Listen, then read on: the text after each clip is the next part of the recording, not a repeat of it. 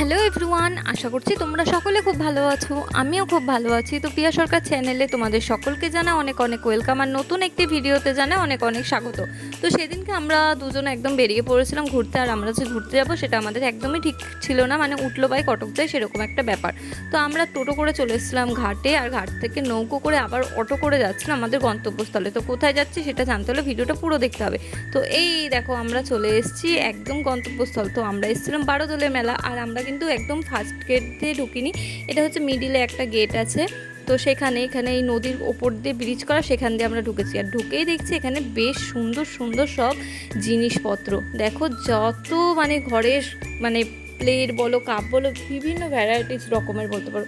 তার সাথে এখানে ছিল চোখ ধাঁধানোর মতো বই, তারপরে এখানে ছিল কাশ্মীরি চুড়ি, আরও বিভিন্ন রকমের বিভিন্ন জিনিস। তো সব কিছু দেখেই একদম চোখ ধাঁধিয়ে যাচ্ছিলো। তো এই যে প্রথমে একদিক ঘুরে নিয়েছিলাম, আর দেখো ঘেমে একদম অস্থির হয়ে গেছি। তো প্রথম দিনকে কিন্তু আমরা যাইনি, আমরা গিয়েছিলাম একদম লাস্টের আগের দিন। মেলাটা যেহেতু 1 মাস থাকে, তাই আমরা একটু দেরি করেই বেশ গিয়েছিলাম। মানে এবারে যাবো না এটাই ঠিক ছিল, কিন্তু হঠাৎ করে ওই যে উঠলো বাই কটক যাই, তো ভাবলাম চল ঘুরে আসাই যাক। তো এই যে এখানে ঘুরে ঘুরে সমস্ত জিনিসগুলো দেখছিলাম, কোনটার কি দাম সেরকম কি। আমার তো এই মেলাটা ভীষণই ভালো লাগে। আর এখানকার মেলার এই যে ঠাকুরের কাজগুলো দেখতে পাচ্ছ, মানে একটার সাথে আর একটার কোনো রকম তোমরা মিল পাবে না। আর হাতের কাজ মানে কি বলবো তোমাদের, এক কথায় মানে মানে দারুণ থেকে দারুণই। মানে এইখানে দুটো দুর্গা ঠাকুর দেখো, দুটো দুর্গা ঠাকুর কিন্তু একদম দুটো রকম। তো এই সব দেখতে দেখতে আমরা চলে আসলাম একবারে রাজবাড়ির এই যে গেটের এখানটা। তো এটা হচ্ছে একদম মিডিল গেট বলতে পারো সেটা। তো এখান থেকে আমরা আবার চলে যাচ্ছিলাম কিছু জিনিস কেনাকাটা করতে। তো এখানে গিয়ে কিছু কানের চুজ করছিলাম, তো সেখান থেকে গিয়ে আমি নিয়েছি। তারপরে যে এই জিনিসগুলো দেখছিলাম, এগুলো কি বলছিল কলের কনসিলিং দিয়ে কীরকম একটা তৈরি, কিন্তু জিনিসগুলো দেখতে খুব সুন্দর, কিন্তু ভীষণই কস্টলি। আমি যার জন্য আর কিনতে পারিনি। আমার দেখে পছন্দ হলেও আমি নিইনি, কেননা সব কিছু তো একটা সাধ্যের বাজেটের মধ্যে রাখতে হবে, তাই না? তো এই দেখো এখান থেকে বেশ আলোগুলো আমি নিয়েছিলাম, এর আগেও নিয়েছিলাম আমি বাড়ির জন্য, তো এবারেও নিয়ে এসেছি দুটো আলো। আমার ভীষণই ভালো লাগে আলোগুলো। তো এখানে ছিল বিভিন্ন সফট টয়েস এইগুলো, তার সাথে ছিল এই যে কৃষ্ণনগরের ঘূর্ণির যে মাটির পুতুল বলতে পারো সেই সব দোকানগুলো। মানে এক একটা কাজ এক একজন আর এক এক রকম। দেখো এখানেই দেখো গণেশগুলো, তোমরা শিবগুলো যে দেখতে পাচ্ছ, কোনোটার সাথে কি কোনোটা মিল আছে? একদমই নেই। তো এই জিনিসগুলো দেখতে আমার ভীষণই ভালো লাগে।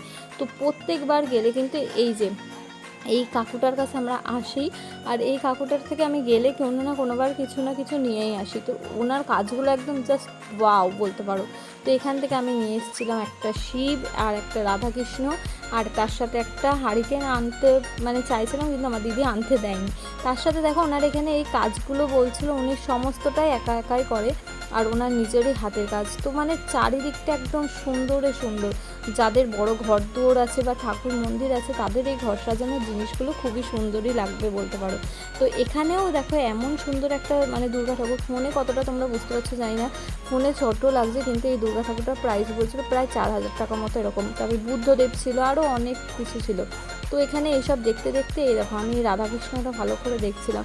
তো রাধাকৃষ্ণ শিব এগুলো দেখতে দেখতে আমি কি নেব না এই নিয়ে ভাবছিলাম। একবার ভাবছিলাম আনবো, একবার ভাবছিলাম আনবো না। তো এই যে এই হারিকেনটাই আমার পছন্দ হয়েছিল, ভীষণ একটা বেশ ইউনিক টাইপের বলতে পারো, এর মধ্যে বাল্ব দিয়েও জ্বালানো যায়। তো উনি এইসব দেখতে দেখতে উনি বললো আমার এই দুর্গা ঠাকুরটা দেখো, এটা আমি নিজে হাতে তৈরি করেছি। তো সেটা আমার হাতে দিয়ে আমাকে দেখাচ্ছিলো, আর খুবই সুন্দর। তো আমার বাড়িতে তো অত কিছু রাখার জায়গা নেই, তো যার জন্য আমার ইচ্ছা থাকলেও আমি আনতে পারি না, যেহেতু বাড়িটা ছোটোখাটোই বলতে পারো।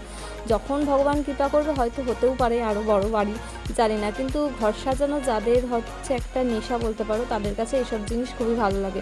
তো আমি তোমাদের তো প্রথম গেট দিয়ে ঢুকিনি, তো প্রথম গেট দিয়ে রাজবাড়ি ঢুকলে এই ফ্রন্টে এই জায়গাটাই পড়বে, এটা ফ্রন্টের গেট, তারপরে মিডিল গেট। তো এই দেখো এখানেও বিভিন্ন রকম সবজি দেখছিলাম, এগুলো সব মাটির হাতের তৈরি। তো এখান থেকে আমি বেশ কিছু ফল টল টুকিটাকি নিয়ে এসেছি, তোমরা নিশ্চয়ই আমার আনবক্সিং ভিডিওটা দেখতে পাবে।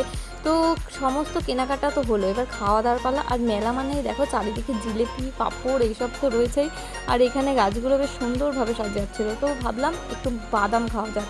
মেলা মানে কি খাবো কি না খাবো, আর এই গরমে অস্থিরতা একটা বলতে পারো, আর চারিদিকে এই দোকানে ও দোকানে হাঁকাহাঁকি।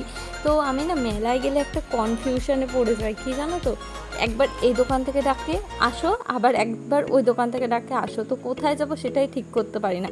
আর মেলায় গেলে কিন্তু আমরা এই পাঁশকুড়ার চপটা খাই একদম, মানে যেই মেলাতেই যায় না কেন আমার তো ভীষণ পছন্দ লাগে, দিদিও খেতে ভালো বাসে।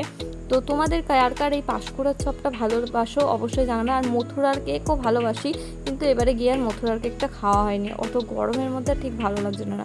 তো সেখানে গিয়ে আমরা খেয়ে নিয়েছিলাম পাঁশকুড়ার চপ, তার সাথে খেয়েছিলাম এগ রোল, তারপরে বাদাম তো কিনেইছিলাম। তারপরে একটা জিনিস যেটা বলতে পারো এই জিনিসটা আমার ঠিক ভালো লাগেনি, এটা ছিল একদম মোমো।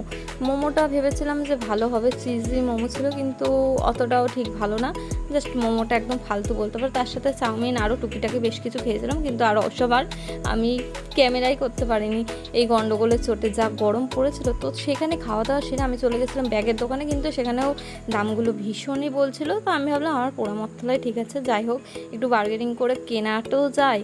তো এখানে সমস্ত একদম, আর অতটা কোয়ালিটিটা ভালোও ছিল না। তারপরে এখানে কিছু ফুল দেখছিলাম ঘরের জন্য নেব, কিন্তু ফুলগুলোও ঠিক অতটাও ভালো না।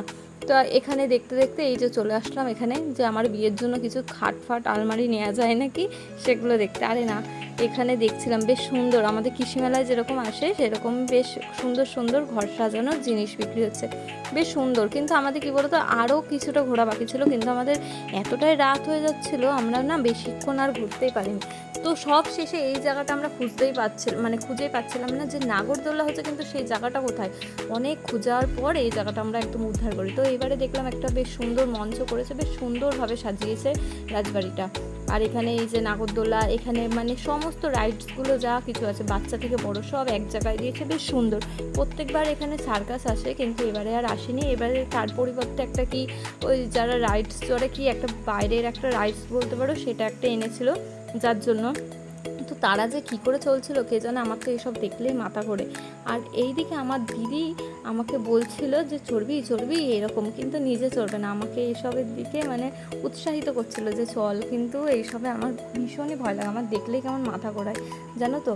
তো এইভাবেই আমরা বেশ মেলাটা এনজয় করছিলাম, আর আমার দেখতেও বেশ ভালো লাগছিল। আমি না চড়ি, যারা ভালোবাসে এসব চড়তে তাদের তো খুবই মজা লাগে। তো এখানে বাচ্চাদেরও তার সাথে ছিল। আর এইখানে দেখো ওই যে সেই মন মানে না বইয়ের গানটা যে দেখছিলাম, সেই রকম সে একটা বেলুন খোলার মতো এর ভেতরে সব ঢুকে ঢুকে সব দৌড়াদৌড়ি লাফালাফি করছে, এটা দেখতে বেশ ভালো লাগছিলো, কিন্তু ওটা তো বড়দের নেই। আর এখানে এইটাকে দেখলেও আমার খুব ভয় লাগে। তো এইভাবে আমরা মেলাটা এনজয় করেছিলাম, তারপর চলে এসেছিলাম বাড়ি। আর বাড়ি আসার সময় নিয়ে এসেছিলাম স্প্রাইট। তো চলো ভিডিওটা বর্ণনা করে এখানে শেষ করছি, ভালো লাগলো অবশ্যই লাইক কমেন্ট শেয়ার করে দিও, টাটা।